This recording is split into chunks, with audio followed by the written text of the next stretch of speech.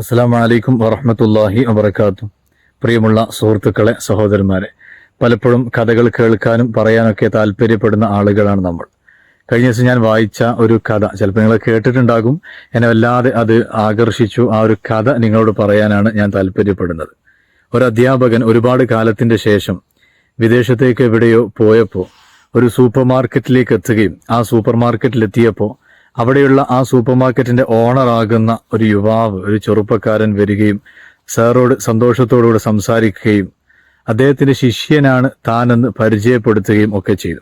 ആ സമയം സാറോട് അയാൾ പറഞ്ഞു, എൻ്റെ ഈ ഉയർച്ചയ്ക്ക് കാരണം സാറാണ്, സാറിന്റെ ക്ലാസ് ആണെന്ന് പറഞ്ഞപ്പോൾ ആകാംക്ഷയോടുകൂടെ സാർ ചോദിച്ചത്, ഞാൻ പറഞ്ഞ ഏത് വാക്കാണ് അല്ലെങ്കിൽ എൻ്റെ ക്ലാസ്സിലെ എന്തു കാര്യമാണ് നിങ്ങളെ ഇത്രത്തോളം ഒരു ഉയർച്ചയിലേക്ക് എത്തിച്ചത് എന്ന് ചോദിച്ചപ്പോൾ ആ ചെറുപ്പക്കാരൻ പറഞ്ഞ മറുപടി, സാർ പറഞ്ഞ വാക്കുകളോ മറ്റോ അല്ല, മറിച്ച് ഒരു സംഭവമാണ്. എന്താണ് ആ സംഭവം എന്ന് ചോദിച്ചപ്പോൾ അദ്ദേഹം പറഞ്ഞു, പണ്ട് ഞാൻ ചെറിയ കുട്ടിയായിരിക്കുന്ന സമയത്ത് ഞങ്ങളുടെ ക്ലാസ്സിലൊരു കുട്ടിയുടെ പേന ഞാൻ കട്ടെടുത്തു.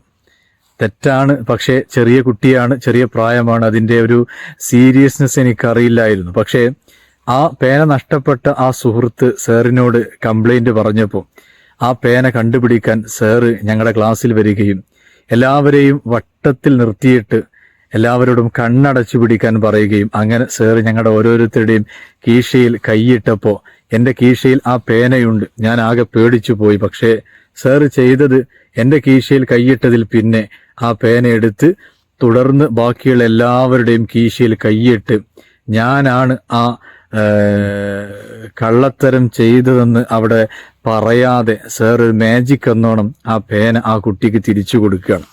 സാർ അതിനെക്കുറിച്ചൊന്നും എന്നോട് പറഞ്ഞില്ല.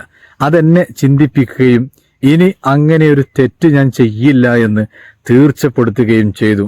ആ ഒരു സംഭവം എന്നെ വല്ലാതെ ഒരു മാറ്റത്തിലേക്ക് നയിച്ചു എന്ന് ആ കുട്ടി പറയാണ്.